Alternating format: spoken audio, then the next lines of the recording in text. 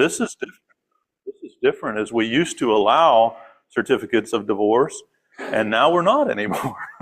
There's a change. There is a change, and certainly Matthew 19 makes that very clear, that we're not letting these exceptions go. You cannot just do the certificate of divorce thing any longer, for any reason. You cannot. I think it was Rhodes made the point when we were going through Deuteronomy, but even with the instructions Moses gives, it was a lot more limited than what the people of this day were allowing. They were truly allowing divorce for all kinds of reasons. You go back and read what Moses was allowing, and it was much more limited, much more limited. But Jesus is saying, no, there's really only one reason. There's only one acceptable reason. So he's limited even further than Moses did. And again, I think when we were studying through that, it is an interesting thought to go through, is why does God under the old covenant allow for exceptions to what he always intended? He always intended one man for one woman for all time. Why does he allow for a time these exceptions? And Matthew 19 says, because of the hardness of your hearts. Because of the hardness of your hearts. There was a period of time where this was allowed. And as we were going through Deuteronomy, I think there's other things that you can point to, the instructions about the war brides and the instructions concerning slavery and some of these things where God gives instructions surrounding these things because of the time, because of the situation, but always, I think, intended to get to this point. This is what he really wants us to be living, how he really wants us to be living.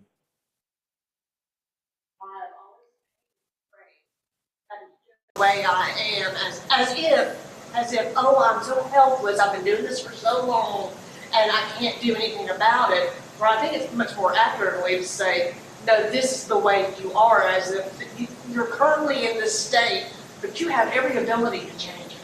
Yes.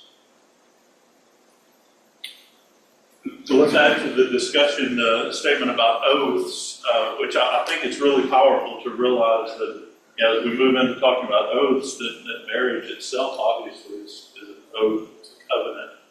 So these things are very much connected.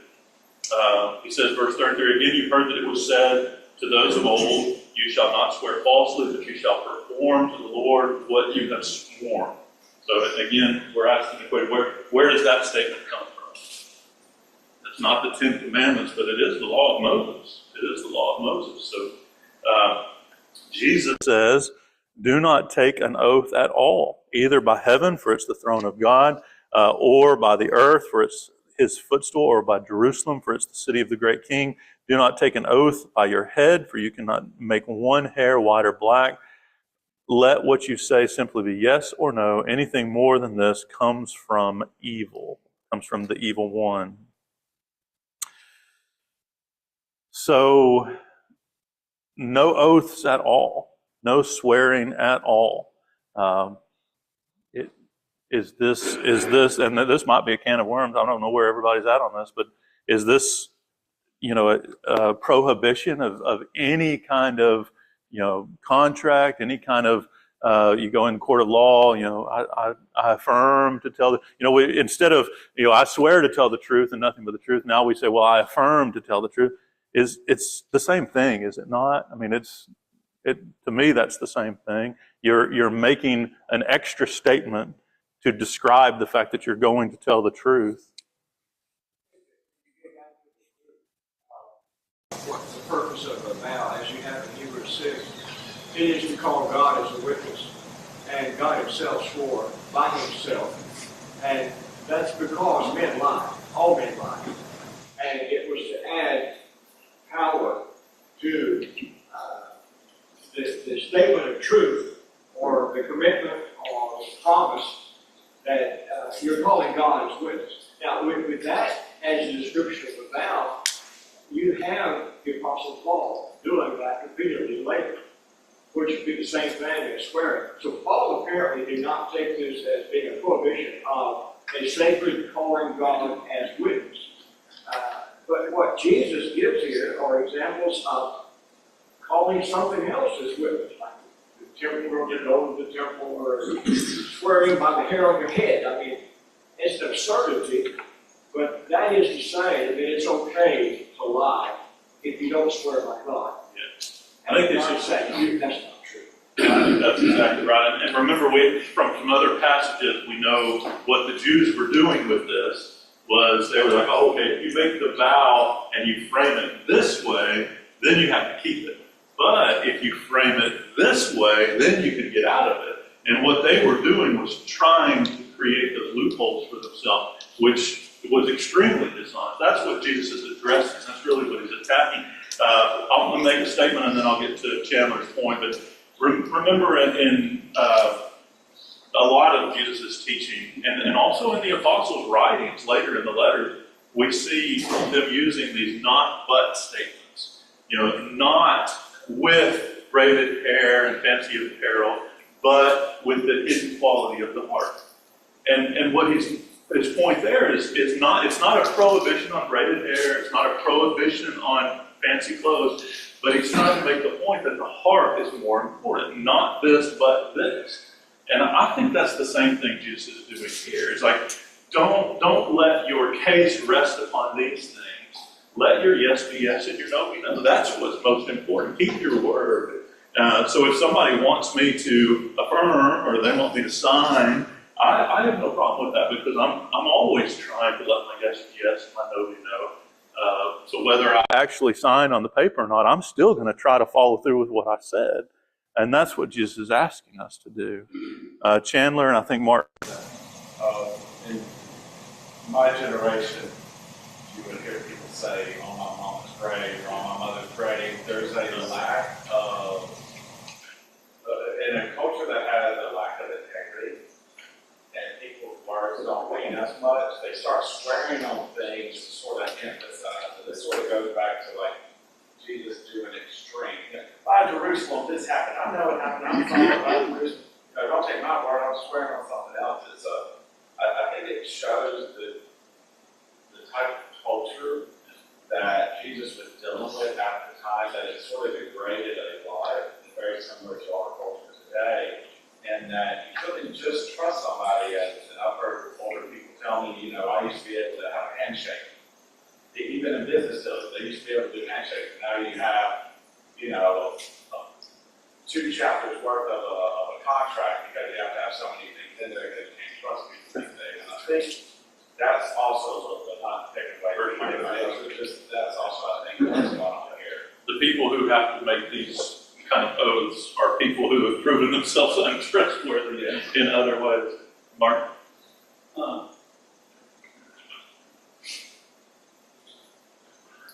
Verse 33 actually states what Jesus' law means. And then the rest of it elaborates on it. You shall not swear falsely, but shall perform your oaths to the Lord. That's the rule. You perform your oaths rather than swear. That's the opposite of swearing falsely. And all the rest of it is just descriptive of loopholes to get around that rule. Yes, sir. And I testified. In my career, I had to testify on fraud cases over and over because of the career I had no problem swearing to tell the truth. I think that's consistent with what's being taught. That's how I feel about it as well. Now, everyone has to follow the conscience. And if you ask, they will change it to, do you promise to? Well, listen, you're saying promise versus swear, you're no less obligated to tell the truth. I think we're all on, it sounds like on a similar footing here with our understanding. What really matters, to Martin's point, is verse 33, and then also verse 37. Right. Let your yes be yes, let your no be no. That's a good one. Yes, yes, and no, no is a good one before your oath. Exactly, yeah. So keep your word. Be a man of integrity, be a person of integrity. Our procedure in court has been to put your hand on the Bible and swear by God. But then, if you say, I affirm by God, you really haven't changed it. Exactly. You're still calling God. I think we've lost, to some degree, the whole idea behind the oath. And on top of that, now you've got people going to swear by lying. And how is that going to keep you from lying? And then you've got people who don't believe in anything. And what are they going to swear by? If they don't believe in God, how can you trust in the word? Well, I guess that's the world we live in. I think those are good points, and then also I think off your first point is sometimes we're like, okay, well, I'm not supposed to make an oath, so I won't do that specific thing, but I'm going to go and reframe it and do this and reframe it and do that. To me, we're being very legalistic. It's that to me is exactly what Jesus is asking us not to do. Ken? I was just going to say, you get down to simple. Even with you say yes or no, you're lying at the time, you're still sinning. Yes. You know, it's going back to the heart and dealing with the whole heart of this overarching chapter. It's dealing with the heart, and you just don't get to sin. You didn't give it. If you vow to something, you need to keep it. Let's apply that back. I mean, I think that's the heart of the issue. Let's apply that back to marriage for a second. Any connection? Yeah, absolutely. I mean, marriage is you're what are you? You're affirming. You're promising. Are you making an oath? Are you making a covenant? Yeah. I mean, this is extremely serious. And then people will look for every different which way to get out of it. That's exactly what Jesus doesn't want us to do. He wants us to keep our cross. Yeah, exactly. Yeah, then pinky swear, fingers crossed. Yeah. And think about what are we really describing? We're describing kingdom citizens. Kingdom citizens stand out because they care about their word. They care. Like we didn't sign it, we didn't spell it out in the contract, but when I said this is what I meant. You knew what I meant, and whether it was written down or not, this is what I'm going to do. I'm going to do what I said, even if it's to my hurt, even if it's to my detriment. I'm going to do what I told you I was going to do. That's how we need to live. And if we live that way, we will stand out as salt, as light. You know, we will stand out. Is that not what Jesus is calling us to do? This is the wisdom from above that will help people to see what was the wording from chapter 5, verse 16. They will see our good works and give glory to our Father who is in heaven. That is the heart of the matter. That is the heart. Amen. Absolutely. And so when we start looking for loopholes and we start looking for wording issues and things like that, we are dimming our light. We are dimming our light. Yeah. Well, it truly does. Yeah, I think to Chandler's point, it boils my mind because it is.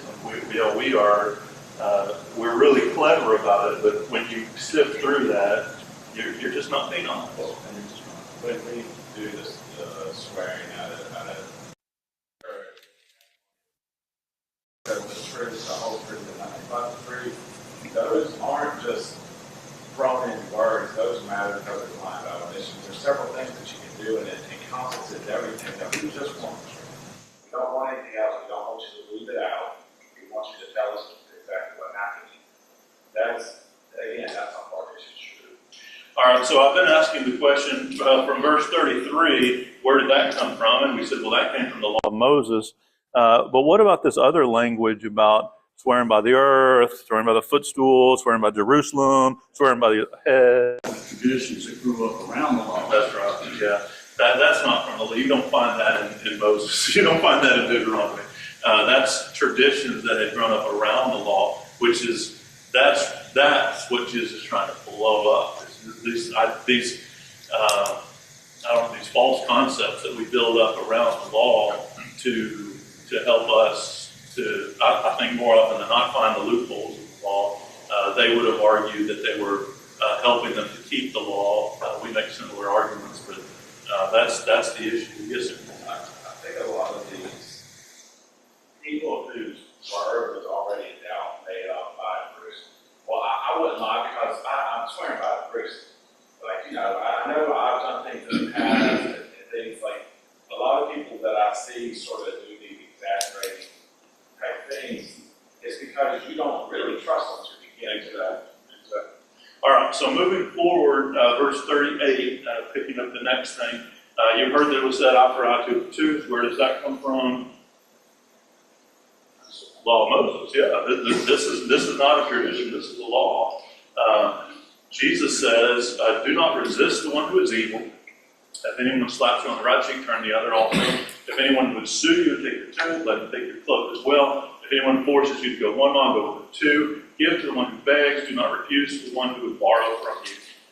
So 1, 2, 3, 4, 5, 6. I think there's 6 things in there that he's asking us to do, which are all contrasted to the eye for eye, tooth for tooth. All right, so you heard that it was said, somebody does something to you, you do it right back to them. But I say to you, do this, do that, the other. So just for a second, eye for eye, tooth for tooth. Does that mean, Martin breaks my tooth off? Well, I just right in the moment now, I'm just going to break his tooth right back off. Remember, this was a principle for a government. This was a principle for a nation. This was the way they were supposed to, as a nation, dispense justice. Yes, yeah. So this was not a license to retaliate. I don't believe that's not what God intended. But in a lot of ways, it had become that. It had become that. A permissive law, it was a limiting law. That's right. Because he uses the example of eye for eye, tooth for tooth, but what he's really talking about in legal matters is that you've been wrong legally. We need to set that right. But if he killed a lamb of yours, you don't need to slaughter his whole flock. You get a lamb in return. It was an equal justice concept rather than a retribution concept. Absolutely. And Also, also, a limit what you can do in return. I think that's extremely important to recognize. Yes, sir. All this time, you have to use different ways to say the second A different way of saying the second commandment. commandment. Yeah, love your neighbor as yourself. Yes. Yeah. Absolutely. When he gets into that in verse 43, love your neighbor, hate your enemy. But I say to you, love your enemies, pray for those. Verse 45, so that you may be sons of your Father who is in heaven. That is the heart of the issue. We're trying to be sons of our Father. We're trying to live as He would have us to live. So back to Martin's point, this is a limiting principle. It's a principle for a government to dispense justice. It was never a license for people to take their own vengeance. That's not what God intended from this. So I think those are important things to remember. Jesus adds to this. Again, He's fulfilling the law and the prophets here. He's showing us the depth behind the rules. And He gives us these 6 things here. The first one is, do not resist him who is evil. So does this mean that if anybody is doing anything evil, that I just have to let them do it? I just have to let them do it. Somebody's breaking into my house. It's like, oh, hey, I'll be in here. Take whatever you want. Don't call the cops. Don't resist. Is that what's being taught? What somebody slaps you on the right cheek, and you're like, oh, thank you very much. Here you go. Have another. So retribution. Don't take your own vengeance. What was the word? Retribution. Yeah, don't take retribution. Sure. I think this principle, I'll get to Lucy, I think this principle oftentimes is over-applied, meaning that we take it and, act like, well, we just have to kowtow to whatever evil's going on in order to follow this. And I don't think that's a proper application. Lucy? Focus or be overcome evil with good. Okay. Yeah. Do great things, I was rich. Yeah. I did not desire. Never take your own vengeance. Yeah. Those are principles we need to understand. Leslie and understand. One point that always sticks out to me, it's very human nature to want to, you get hurt, Respond. strike back. Yes. But that can so hurt your influence and your ability to teach people as well as just your example, because when you fight back so quickly, they're not gonna, how do you tell them about how to live, convince them that, move away, that, you have done. Yes.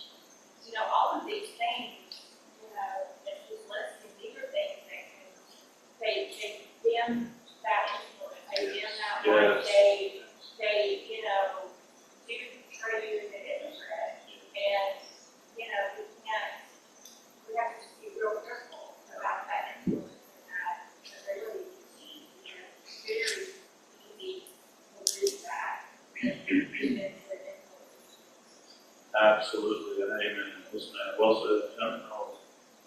And I do like that that we mentioned that one part is a governmental thing, because we do expect government to enact justice, fairly justice. And then it does say, but I say do not resist an evil person. And building off the vengeance, where does it stop? You know, Jesus is dealing with the heart here. Regardless, where does the vengeance stop? If you go back, what if that person That's why if we had a government that was dispensing justice, and we knew the government would take care of it. Well, even in the heart, blessed are the peacemakers. This is one of those things right here. Where does the peace not come from? It's not from the Christian. All the principles of righteousness and guidance, we must even bring up like that in our marriages, in our conduct, we need to fight for husband and wife. Yeah. They need to fight, vengeance, Yes. Christianity. Yes. So again, I think we're hitting at some of the heart of the issues here. Oh, sorry. So don't. I also think there's a part of it that's a little like, if you are constantly thinking about the people that have wronged you or the people that have hurt you, or your constant need to like ruminate on that, you're leaving less room in your mind and in your heart for God and for light and for things that actually matter, versus just holding on to that anger. I know he says slow to anger and all those things, but if you're just sitting with it, which is I think what people tend to do in instances where you've been wronged, I think it is also applying to that, of just like if someone wrongs you, you have to kind of be like, okay, and let it go. This is well said. It goes really well with Leslie's point. I think y'all are getting to the heart of the matter. Being able to recognize that what he's talking about, I don't think he's giving instruction here to our how should our nation dispense justice. He's asking us as individuals, how are you going to deal with these things? Think about the man who slaps you on the right cheek. If a man slaps you on the cheek, is he? Just basic. Is that a threat on your life, or what's going on there? If you get slapped in the face, probably more your ego, right? An insult. Yeah, he's throwing down the gauntlet. He's trying to start a fight. If you can answer that kind of behavior in a soft way, soft answer turns away wrath. A lot of times you can diffuse the situation. A lot of times. And to Savannah's point, how often is somebody literally going to slap you in the face? More often than not, it's going to be, maybe a perceived slight, maybe an actual slight where somebody really did you wrong. And the question is, are you going to keep dwelling on that? Are you going to keep festering on that? Or are you going to try to figure out how to make the peace? Who made the point about peace? Yes, Leslie. So think about some of these other things then. Somebody's suing me. Somebody's suing me because they want my tunic. They think they have a right to my tunic, so they're going to sue me. And I'm going to go to them and say, look, I would really like peace here. I would really like peace here. I don't see it necessarily the same way you do, but if you think that you're due my tunic, here's my tunic, and I'll even throw this in just to make sure that we can have peace. Just to make sure we can have peace. Is that again, is Jesus making a law here? Anytime you're sued, every time you're sued, give them what they're asking for. Give them what they're asking for and more. Must we do that? Well, and what happens sometimes is people will realize that we're soft, and then they'll make demands. I don't think this is a command to kowtow to every crazy demand somebody makes. I think it's a principle that he's trying to establish where we're seeking peace. How did Paul say it? As much as possible, as much as it depends upon you, strive to live at peace with all men. That's the principle being laid down here. In my mind, immediately kind of mirrored the way God wants to, the way you we're trying to actively seek peace with our neighbor, whoever is suing us. We want to actively make peace with God whenever we sinned against Him.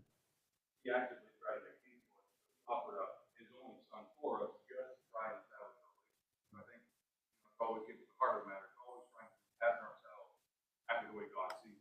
Amen. Amen.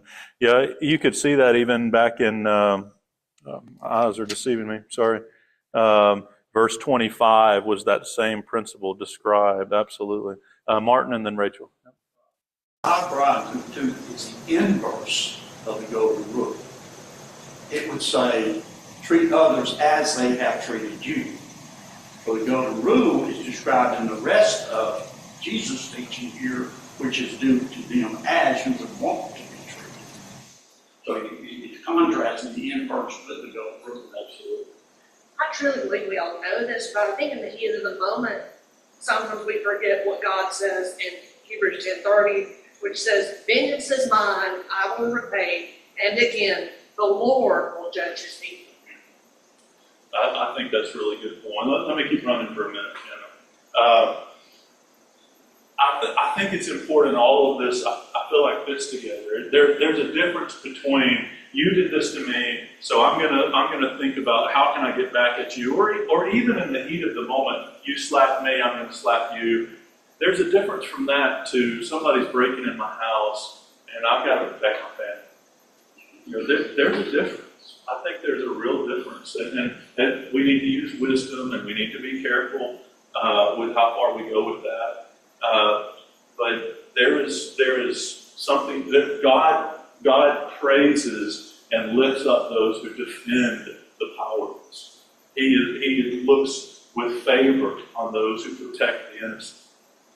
So there's some principles here that have to be balanced.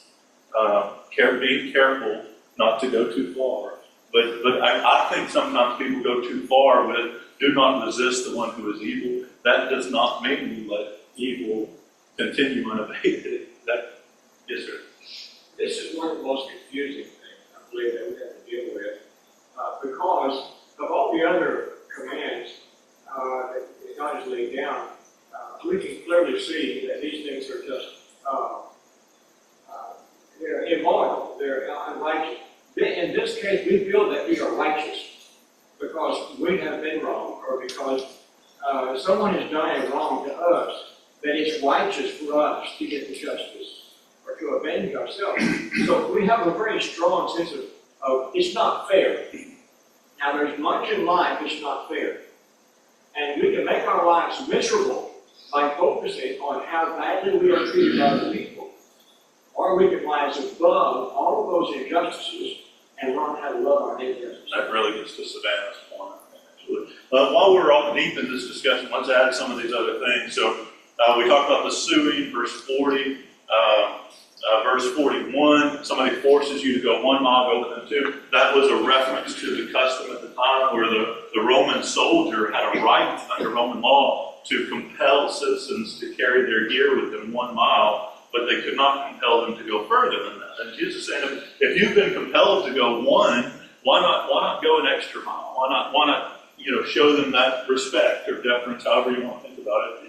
I've heard this framed that this would actually have put the Roman soldier in a precarious situation because he was forbidden from requiring people to go more than 1 mile. So if you went more than 1 mile, then there was a possibility that if you went more than 1 mile, that you could then accuse the soldier.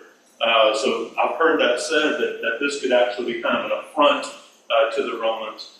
I think you're taking it too far. Jesus wasn't trying to start a revolution here. He is just trying to lay down a principle that, why not do more than what's asked of you? Why not do more than what's required? Imagine you're in that exact situation. He says, I'm going to tell you, you need to carry them out. Well, it's hot. You got to be tired of carrying this. So let me carry it too for you. Please, let me get you. How bright is that light? Now think what depression that will leave. That's right. Yep. What about somebody begs? Do or give to the one who begs from you, period. Do not refuse the one who wants to borrow, period. So everybody that begs, I have to give them something. Everybody that asks to borrow, I have to lend. Is this a requirement? Is this a command? Protection gets covered. Let's start off thinking about that. I think based on this conversation, I think we understand some of the limiting principles there. But then sometimes we take the limiting principles and say, well, I'm not going to give to anybody because of the limiting principles. All right, we'll pick up there next week. Appreciate it.